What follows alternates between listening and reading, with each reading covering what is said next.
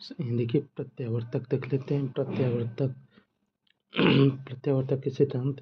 इस सिद्धांत के अनुसार जब किसी चालक एवं चुंबकीय क्षेत्र में के बीच सापेक्ष गति के कारण चुंबकीय बल रेखाएं फ्लक्स का छेदन करती हैं तो उस चालक में विद्युत वाहक बल उत्पन्न हो जाता है।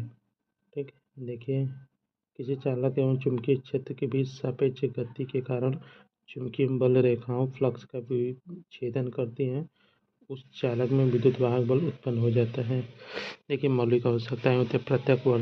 प्रत्यावर्तक की संरचना डीसी जनित्र से मिलती जुलती होती है। प्रत्यावर्तक अल्टरनेटर की संरचना डीसी जनित्र से मिलती जुलती होती है। इसकी मौलिक आवश्यकताएं निम्न होता है। चुंबकीय क्षेत्र आर्मेचर होता है, स्लिप रिंग तथा ब्रूस। स्लिप रिंग तथा ब्रूस यांत्रिक ऊर्जा होता है। चुंबकीय क्षेत्र आर्मेचर, स्लिप रिंग तथा ब्रूस यांत्रिक ऊर्जा होता है। प्रत्यावर्तक के लाभ। प्रत्यावर्तक के भाग होता है। प्रत्यावर्तक मुख्य 5 भाग होते हैं। प्रत्यावर्तक के मुख्यतः 5 भाग होते हैं। Body, frame, rotor, slip ring, stator, exciter होता है। बॉडी या फ्रेम देखिए स्टेटर होता है, ये स्टेटर होता है, ये स्टेटर होता है, स्टेटर कोर होता है, स्टेटर कोर होता है, वाइंडिंग होता है, टर्मिनल बॉक्स होता है। मशीन के बाह्य भाग को बॉडी या फ्रेम कहते हैं। मशीन के बाह्य भाग को बॉडी या फ्रेम कहते हैं। छोटी मशीन के लिए सामान्यतः इसे कास्ट आयरन के बनाए जाते हैं। बड़ी मशीन के लिए कास्ट स्टील के बनाए जाते हैं। योग लेकिन आरोही अध्यारोपित होता है। नियमित शब्द देख लेते हैं। आरोहित मतलब अध्यारोपित होता है। समुन्नत होता है। नॉन सिलेंड्रिकल सर्टिलियन होता है। नॉन सिलेंड्रिकल सलिएंट होता है। प्रकोष्ठ होता है। खांचा, प्रकोष्ठ मतलब खांचा होता है। अनुग्राही मतलब अनुरक्षण करने वाला। अनुग्राही मतलब अनुरक्षण करने वाला। प्रतिकारी मतलब प्रतिक्रिया करने वाला होता है। देखिए इस मुख्य होता है। इसका मुख्य कार्य आर्मेचर का धारण इसका मुख्य कार्य आर्मेचर का धारण करके आलम प्रदान करना और मशीन के आंतरिक भागों को सुरक्षा प्रदान करना है।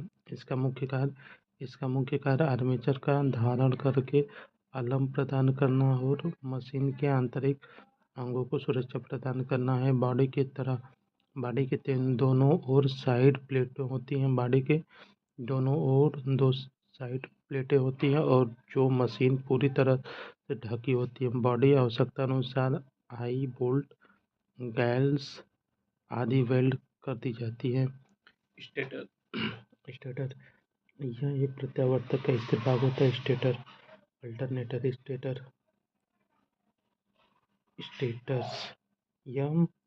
या अल्टरनेटर का एक स्थिर भाग होता है जिसमें कोर होती है। आर्मेचर के आंतरिक परिधि पर खांचा काटे होते हैं जिसमें आर्मेचर कुंडलन स्थापित की जाती है। आर्मेचर कोर को एक छल्ले के रूप में मशीन की बॉडी या फ्रेम में फिट कर दिया जाता है। एडी धारा क्षति का मान कम रखने के लिए आर्मेचर कोर को सिलिकॉन स्टील वार्निश आलेपित पत्तियों पर जोड़कर बनाया जाता है। इन पत्तियों में डक्ट्स बनाए जाते हैं जिसके द्वारा वायु प्रवाहित होती है, मशीन को ठंडा रखती है। प्रत्यावर्तक के रोड में मुख्यतः निम्न प्रकार के खांचे बनाए जाते हैं। खुले खांचे इस कुंडलन को सुगमता तथा शीघ्रता से डाला व निकाला जा सकता है। अर्धबंद खांचे हैं ये देखिए खुले खांचे, अर्धबंद खांचे। इसमें शौचालय को एक एक करके डाला जाता है। इन खांचों को उच्च गति वाले रोटर पर प्रयोग में लिया जाता है।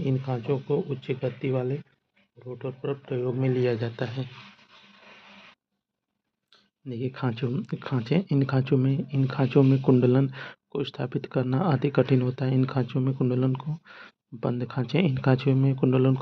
स्थापित करना कठिन होता है। ये वाइंडिंग या कुंडली में प्रेरकत्व का मान बढ़ा देते हैं। ये वाइंडिंग के कुंडली में प्रेरकत्व का मान बढ़ा देते हैं। बंद खांचे वायु अंतराल में चुंबकीय फ्लक्स वितरण में किसी प्रकार की बाधा उत्पन्न नहीं होती। बंद खांचे वायु अंतराल में चुंबकीय फ्लक्स की वितरण में किसी प्रकार की बाधा उत्पन्न नहीं होती। रोटर ये प्रत्यावर्तक के घूमने वाले भाग या चुंबकीय क्षेत्र स्थापित करने वाला भाग को रोटर कहते हैं। प्रत्यावर्तक के रोटर पर क्षेत्र कॉइल स्थापित की जाती है। प्रत्यावर्तक के रोटर पर क्षेत्र कॉइल भाग प्रत्यावर्तक के रोटर पर क्षेत्र कॉइल स्थापित की जाती है तथा इसे पृथक डीसी जनित्र या शंट कंपाउंड द्वारा उत्तेजित किया जाता है। प्रत्यावर्तक के रोटर दो प्रकार के होते हैं, सिलेंड्रिकल, बेलनाकार होते हैं। Cylindrical pole rotor. प्रत्यावर्तक के दो प्रकार के रोटर होते हैं, सिलेंड्रिकल पोल रोटर, बेलनाकार ध्रुव प्रारूपी रोटर। देखिए cylindrical pole rotor, salient pole rotor.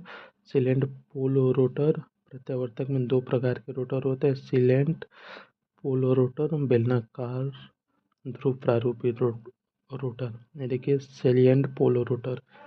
ये देखिए field winding, damper bar, shaft, pole shoe, body होता है, पोल बॉडी होता है। यह कास्ट स्टील यह कास्ट स्टील या कास्ट आयरन के बने जाते हैं। यह कास्ट स्टील या कास्ट आयरन के बनाए जाते हैं। इससे रोटर पोल उभरे होते हैं।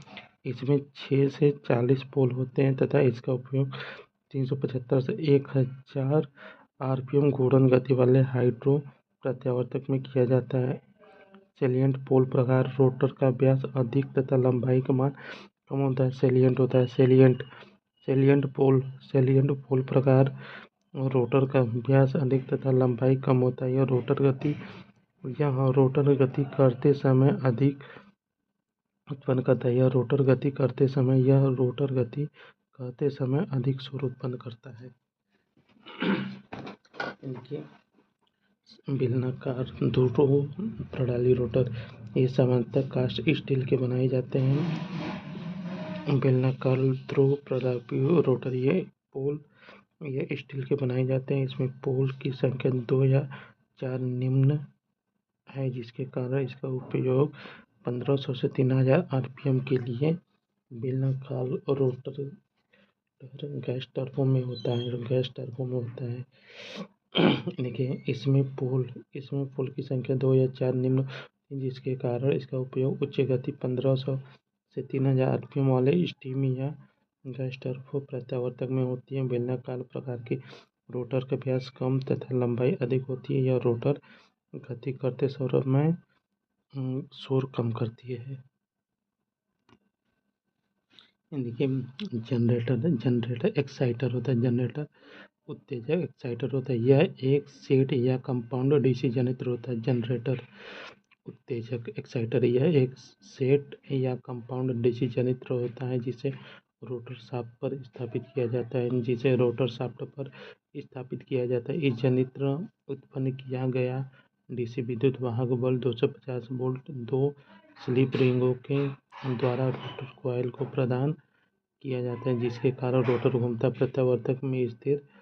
प्रत्यावर्तक में स्थिर चुंबकीय क्षेत्र बनने के लिए उत्तेजक का प्रयोग किया जाता है। प्रत्यावर्तक में स्थिर चुंबकीय क्षेत्र बनने के लिए प्रत्यावर्तक में स्थिर चुंबकीय क्षेत्र बनाने के लिए उत्तेजक का प्रयोग किया जाता है। उत्तेजक के श्रेणी क्रम में रियोस्टेट संयोजित करके रोटर के चुंबकीय क्षेत्र की उत्तेजना को घटाया बढ़ाया जा सकता है। और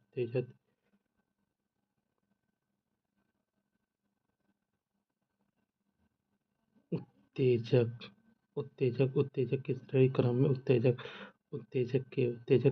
क्रम में रियोस्टेट संयोजित करके उत्तेजक के श्रेणी क्रम में रियोस्टेट संयोजित करके रोटर के चुंबकीय क्षेत्र की उत्तेजना को घटाया बढ़ाया जा सकता है। सर्पी वलय स्लिप रिंग। सर्पी वलय स्लिप रिंग होता है। यह फास्ट ब्रांच या कॉपर की बनी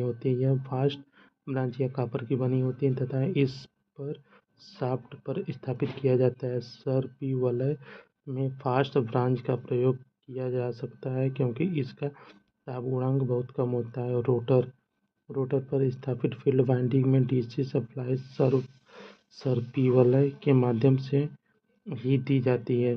रोटर पर स्थापित फील्ड वाइंडिंग में फील्ड वाइंडिंग में डीसी सप्लाई सर्पिवलय के माध्यम से ही दी जाती है। रोटर के सामान्यतः दो सर्पिवलय होते हैं। रोटर में सामान्यतः दो सर्पिवलय होते हैं। इन पर ब्रूश ठहरे रहते हैं। प्रत्यावर्तक की कार्यप्रणाली। ये देखिए प्रत्यावर्तक की कार्यप्रणाली। जब रोटर स्टेटर के बीच घूर्णन गति करता है तो रोटर स्टेटर के बीच घूर्णन की गति करता है तो रोटर द्वारा स्थापित चुंबकीय क्षेत्र की बल रेखाएं स्टेटर के चालकों द्वारा छेदित होती हैं, जिससे फलस्वरूप स्टेटर वाइंडिंग में चुंबकीय वाहक बल उत्पन्न होता है। प्रत्यावर्तक द्वारा चालकों में उत्पन्न किया गया विद्युत वाहक बल प्रत्यावर्तक द्वारा उत्पन्न चालकों में उत्पन्न किया गया विद्युत वाहक बल प्रकार का होता है। सूत्र द्वारा ज्ञात किया जाए। ई बराबर B I V sine theta होता है। ई प्रेरित ईएमएफ होता है। बी चुंबकीय फ्लक्स वेबर मीटर स्क्वायर में। बी चुंबकीय फ्लक्स घनत्व वेबर मीटर स्क्वायर में। ई चालक की लंबाई मीटर में। एन चालक की गति मीटर सेकेंड में। थीटा चुंबकीय बल रेखाओं तथा चालक के मध्य कोण। Three phase output supply input supply होती है। देखिए चित्रांकन का इस स्थिति में चुंबकीय बल रेखाओं तथा चालक के मध्य शून्य कोण अर्थात दोनों ही एक दिशा में होंगे। इस स्थिति में चुंबकीय बल रेखाएं तथा चालक के मध्य शून्य कोण होगा अर्थात दोनों ही एक दिशा में होंगे, जिसके कारण साइन थीटा का मान शून्य होगा। चालक में उत्पन्न विद्युत वाहक बल का मान भी शून्य होगा। साइन थीटा का मान 0 होगा। चालक में उत्पन्न विद्युत वाहक मान। इस स्थिति में साइन थीटा का मान -1/2 होगा तथा चालक में उत्पन्न विद्युत वाहक बल का मान E बराबर -BIV/2 होता है। देखिए प्रत्यावर्तक के प्रकार। प्रत्यावर्तक का वर्गीकरण। प्रत्यावर्तक क्लासिफिकेशन ऑफ अल्टरनेटर पढ़ रहे हैं। क्लासिफिकेशन ऑफ एन अल्टरनेटर को उसकी बनावट, कार्य शैली के आधार पर निम्न भाग में विभाजित किया गया है।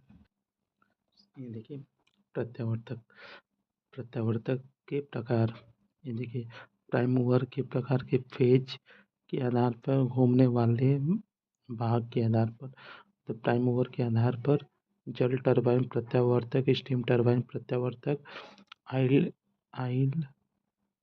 इंजन प्रत्यावर्तक। मूविंग के आधार पर प्रत्यावर्तक टरबाइन, जल टरबाइन प्रत्यावर्तक और जल टरबाइन प्रत्यावर्तक, स्टीम टरबाइन प्रत्यावर्तक और आइल इंजन प्रत्यावर्तक। फेज के आधार पर आर्मेचर प्रकार प्रत्यावर्तक, फील्ड प्रकार प्रत्यावर्तक होता है। फेज के आधार पर आर्मेचर प्रकार प्रत्यावर्तक, फील्ड प्रकार प्रत्यावर्तक। घूमने वाले भाग के आधार पर एक कला फेज प्रत्यावर्तक, बहुकला फेज प्रत्यावर्तक होता है। उत्तेजन के आधार पर प्रत्यावर्तक, स्वोत्तेजी प्रत्यावर्तक और पृथक उत्तेजित प्रत्यावर्तक होता है। प्राइम मूवर के आधार पर जल टरबाइन का प्रयोग नदी, नहर आदि बांध बनाकर किया जाता है। ऊंचाई से जल गिराता है विद्युत चुम्बक उत्पन्न करने के लिए। स्टीम टरबाइन प्रत्यावर्तक। इस प्रकार के प्रत्यावर्तक के रोटर के घूमने के लिए वाष्प को तीव्र गति से चालित टरबाइन का प्रयोग किया जाता है। आइल इंजन डीजल मिट्टी का तेल चालित आयल इंजन प्रत्यावर्तक का प्रयोग विद्युत उत्पन्न करने में किया जाता है। प्रत्यावर्तक में शाफ्ट के साथ एक डीजल इंजन कपलित के जरिए जोड़ा जाता है। इंजन को चलाने पर प्रत्यावर्तक भी घूमने लगता है, जिससे विद्युत वाहक बल उत्पन्न होता है।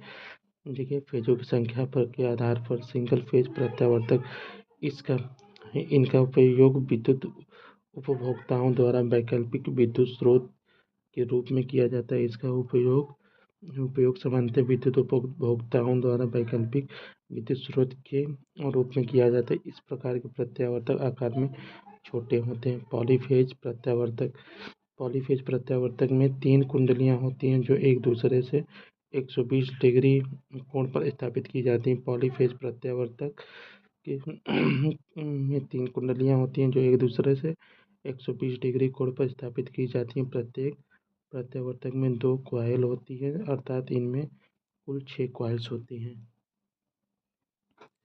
देखिए, घूमने वाले भागों के आधार पर होता है रोटरी आर्मेचर। इस प्रकार के प्रत्यावर्तक आर्मेचर स्थिर चुंबकीय क्षेत्र घूर्णन गति करता है। इस प्रकार के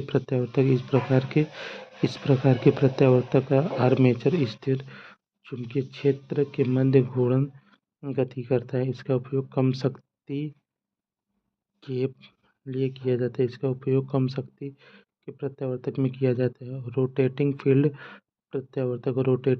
प्रत्यावर्तक इस प्रकार के प्रत्यावर्तक का चुंबकीय क्षेत्र स्थिर आर्मेचर के मध्य गति करता है। इस प्रकार के प्रत्यावर्तक का चुंबकीय क्षेत्र स्थिर आर्मेचर के मध्य घूर्णित गति करता है। उत्तेजना के आधार पर स्व उत्तेजित प्रत्यावर्तक जिस प्रत्यावर्तक में रोटर वाइंडिंग को उत्तेजित करने के लिए डीसी सप्लाई उसके रोटर शाफ्ट पर स्थापित शंट अथवा कंपाउंड डीसी जनरेटर के द्वारा प्रदान की जाती है, वह स्व उत्तेजित प्रत्यावर्तक कहलाता है। लेकिन स्व उत्तेजित प्रत्यावर्तक जिस प्रत्यावर्तक में रोटर वाइंडिंग को उत्तेजित करके जिस प्रत्यावर्तक में रोटर वाइंडिंग को उत्तेजित करने के लिए डीसी सप्लाई उसके रोटर शाफ्ट पर स्थापित शंट अथवा कंपाउंड डीसी जनरेटर के द्वारा प्रदान की जाती है, वो स्व उत्तेजित प्रत्यावर्तक कहलाता है।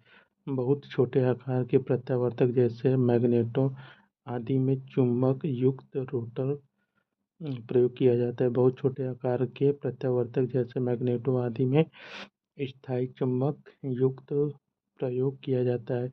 इसमें आर्मेचर को मशीन के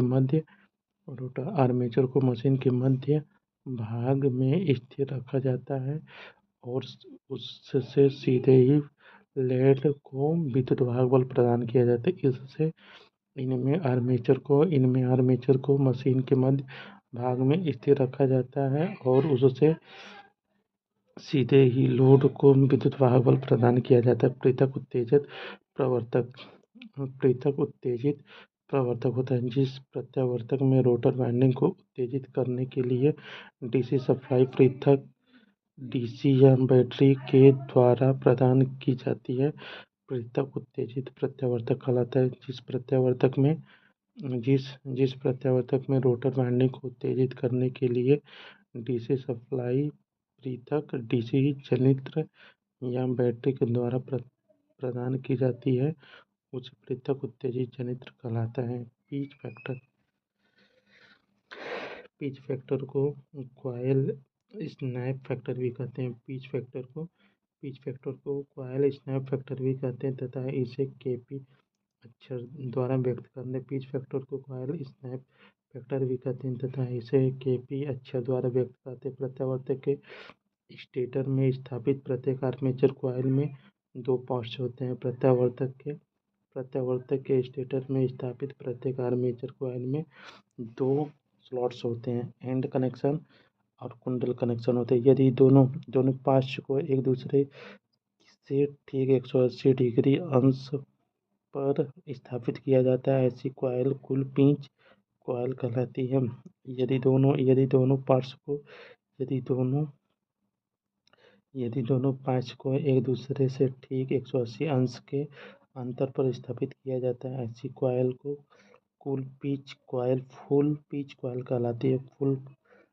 फुल पिच कॉइल में दोनों पैच में बराबर विद्युत वाहक उत्पन्न होता है। फुल पिच कॉइल में दोनों पैच में बराबर विद्युत वाहक बल उत्पन्न होता है तथा कॉइल में उत्पन्न कुल विद्युत धारा बल होगी।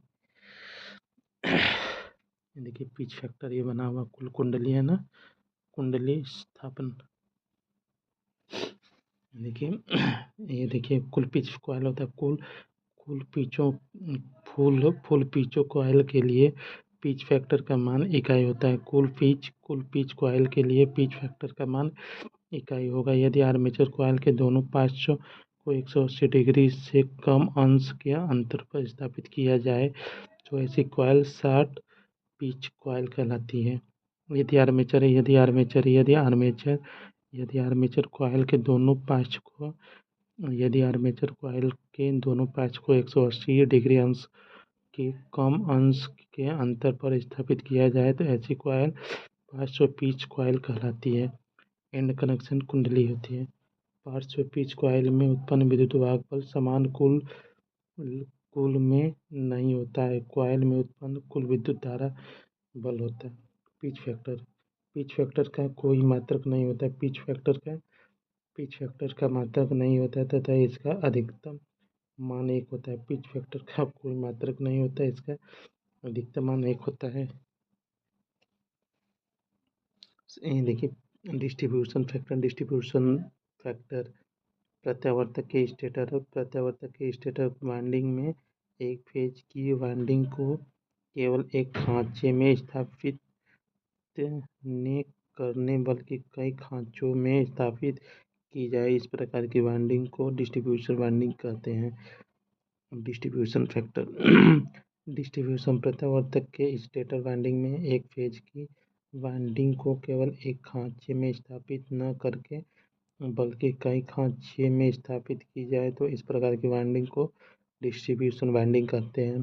डिस्ट्रीब्यूशन वाइंडिंग में उत्पन्न विद्युत वाहक बल का मान परिवर्तित हो जाता है। डिस्ट्रीब्यूशन वाइंडिंग में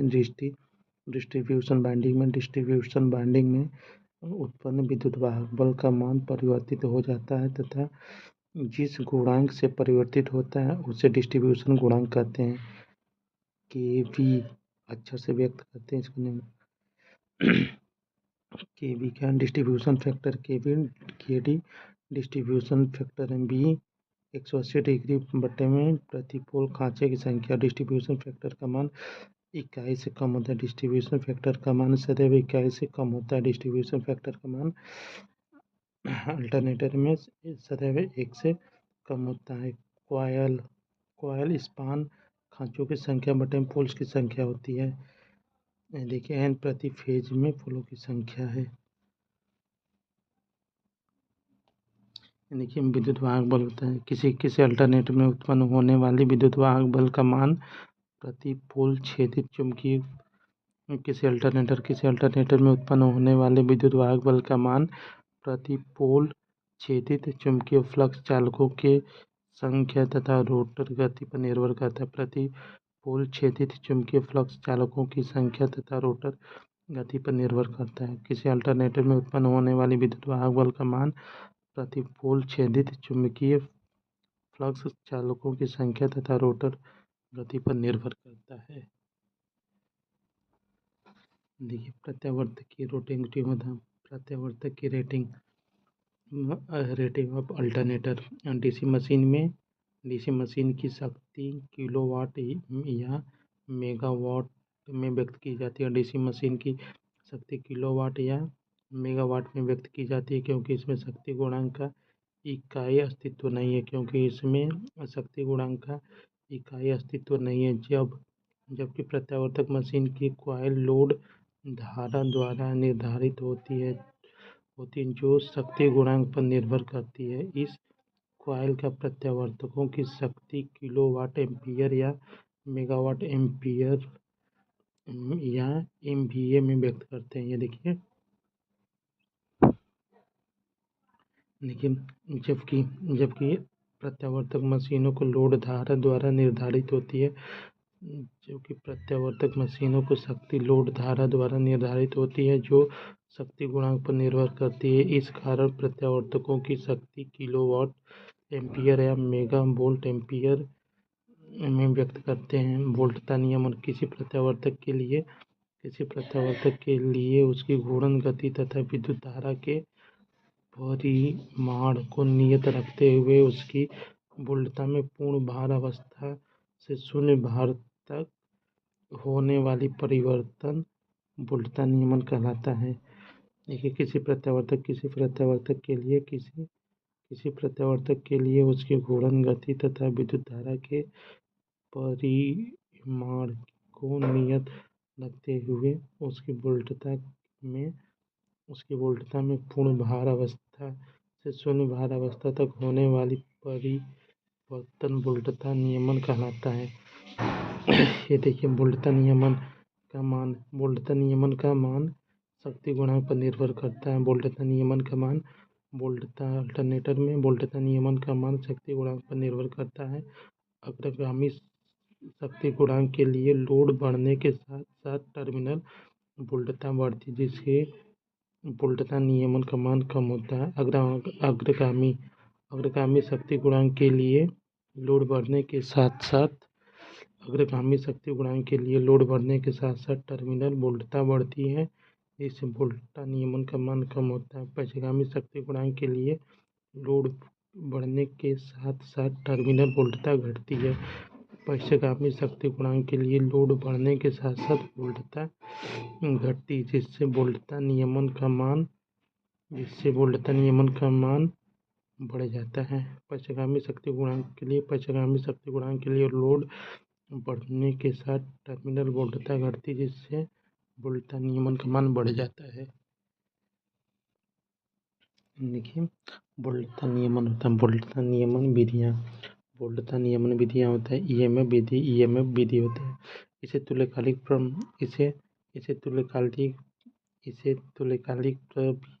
प्रतिबाधा विधि के नाम से भी जाना जाता है। यह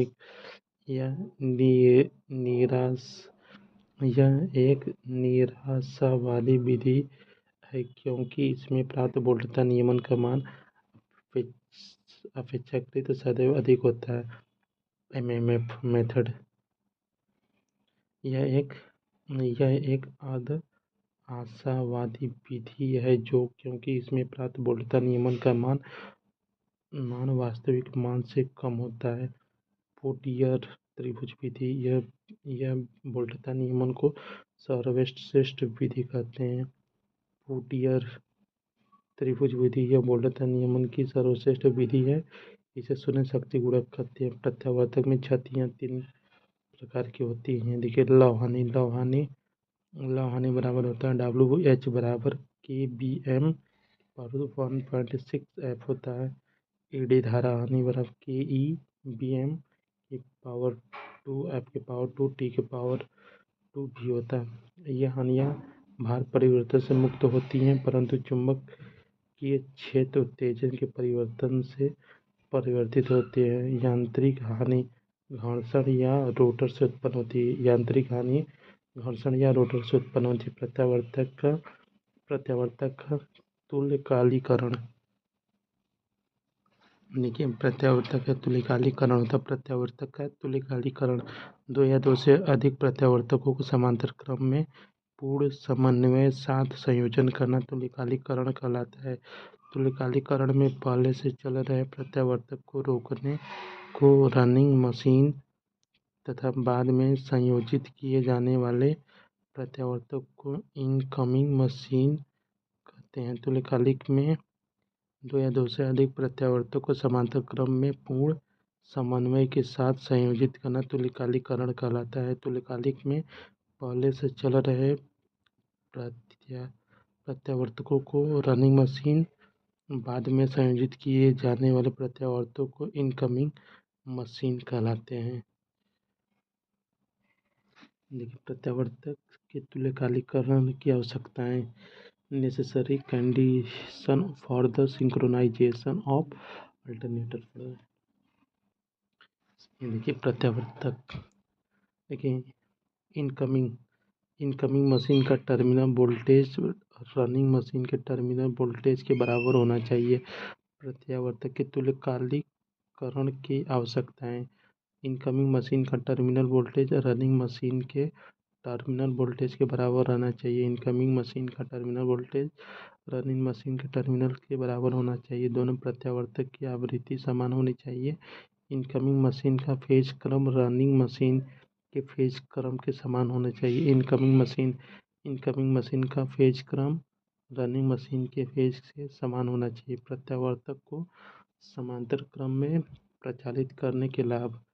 देखिए, खराब प्रत्यावर्तक को मरम्मत या ओवरलोडिंग के लिए बंद कर किया जा सकता है। एक प्रत्यावर्तक के खराब या बंद हो जाने पर दूसरा प्रत्यावर्तक विद्युत सप्लाई बनाए रखने अर्थात ब्रेकडाउन नहीं करेगा। प्रत्यावर्तक को पूर्ण लोड पर चलाया जा सकता है जिससे पूरी प्रणाली की दक्षता में वृद्धि होती है। लोड में वृद्धि हो जाने पर आंतरिक प्रत्यावर्तक को समांतर क्रम में संयोजित करने की विधि विद्युत वितरण प्रणाली वोल्टता बनाए रखी जा सकती है। अतिरिक्त लोड को स्नेह किया जा सकता है। अतिरिक्त लोड को सहन किया जा सकता है। लोड में वृद्धि हो जाने पर अतिरिक्त प्रत्यावर्तक को समांतर क्रम में संयोजित करने पर लोड अधिक हो जाने पर आंतरिक प्रत्यावर्तक को समांतर क्रम में संयोजित करने पर विद्युत वितरण प्रणाली वोल्टता बनाए रखी जा सकती है अर्थात अतिरिक्त लोड को सहन किया जा सकता है। तुल्यकालिक की विधियाँ। दो या दो से अधिक प्रत्यावर्तकों को तुल्यकालिक करने की विधियाँ निम्न। डार्क लैम्प विधि, ब्राइट लैम्प विधि, डार्क और ब्राइट लैम्प विधि, सिंक्रोनाइजेशन विधि, डार्क लैम्प विधि। इस विधि में इनकमिंग मशीन के प्रत्यावर्तक फेज RYB बस बार को प्रत्येक फेज क्रम RYB के बीच TP स्विच एक क्रॉस श्रेणी क्रम में संयोजित लैंप युग को संयोजित किया जाता है। देखिए, इनकमिंग होता है। इनकमिंग मशीन का TP स्विच ऑन करने से पूर्व सभी लैंप युगल के जलने बुझने की जांच की जा सकती है। इनकमिंग मशीन की TP स्विच इनकमिंग मशीन की TP स्विच ऑन करने से पूर्व सभी लैंप युगलों के जलने की जांच करने की विधि निम्न। लैंप युगल जलते बुझते रहते हैं। दो प्रत्यावर्तक की आवृत्ति में अंतर होने पर लैंप युगल जलते बुझते रहते हैं। इसलिए ये इनकमिंग मशीन में प्राइम मूवर की घर्षण गति को समायोजित करके दोनों आवृत्ति समान करते हैं। इसलिए इनकमिंग मशीन के प्राइम मूवर की घर्षण गति को आवृत्ति समान करने के लिए करते हैं। आवृत्ति समान करने पर लैंप युगल बुझ जाते हैं। आवृत्ति समान होने पर लैंप युगल बुझ जाते हैं। असमान होने पर जलते बुझते हैं। समान होने पर लैंप युगल बुझ जाते हैं। लैंप युगल एक साथ नहीं जलते बुझते हैं। दोनों प्रत्यावर्ती के पेज क्रम में अंतर होने पर लैंप युगल साथ नहीं जलते हैं। दोनों प्रत्यावर्ती में फेज युगल अंतर होने पर लैंप युगल साथ नहीं जलते बुझते हैं। इसके लिए इनकमिंग मशीन के तीनों में से किन्हीं दो फेज का समायोजित आसपास में परिवर्तित कर फेज ठीक करें। लैंप युगल सीधे धीमे जलते हैं। लैंप युगल धीमे जलते हैं। दोनों प्रत्यावर्तक की वोल्टता में अंतर होने पर लैंप युगल धीमे जलते हैं। दोनों प्रत्यावर्तक की वोल्टता में अंतर होने पर दोनों प्रत्यावर्तक की वोल्टता में अंतर होने पर लैंप युगल धीमे जलते हैं। इसके लिए इनकमिंग मशीन के फील्ड रेगुलेटर से वोल्टेज को समायोजित करते हैं। इसके लिए इनकमिंग मशीन में फील्ड रेगुलेटर से वोल्टता को समायोजित करते हैं। वोल्टता समान होने पर लैंप युगल बुझ जाता है। 3 लैंप युगल पूर्णतः बुझ जाते हैं। दोनों प्रत्यावर्तक तुल्यकालिकरण के हो जाते हैं। दोनों प्रत्यावर्तक तुल्यकालिकरण हो जाते हैं। इनकमिंग मशीन कि टीपी स्विच को ऑन करके दोनों प्रत्यावर्तक तुल्यकालीकरण हो जाते हैं। इनकमिंग मशीन के टीपी स्विच ऑन करके ब्राइट लैंप विधि। इस विधि में इनकमिंग मशीन के प्रत्येक फेज आर वाई बी तथा बस बार के संलग्न फेज क्रमशः बी आर वाई के बीच टीपी मेन स्विच एक क्रॉस श्रेणी क्रम में संयोजित एक लैंप युगल संयोजित किए जाते हैं। ये देखिए, इनकमिंग मशीन का टीपी स्विच ऑन करने से पूर्व सभी लैंप युगल जलते बुझने की जांच की जाती है। निम्न प्रकार से लैंप युगल जलते बुझते रहते हैं। दोनों आवृत्ति में अंतर होने पर लैंप युगल जलते बुझते हैं। इसके लिए इनकमिंग मशीन की प्राइम मूवर की घूर्णन गति को समायोजित करके दोनों की आवृत्ति समान करते हैं। इसके लिए इनकमिंग मशीन के प्राइम मूवर की घूर्णन गति को समायोजित करके दोनों की आवृत्ति समान करते हैं।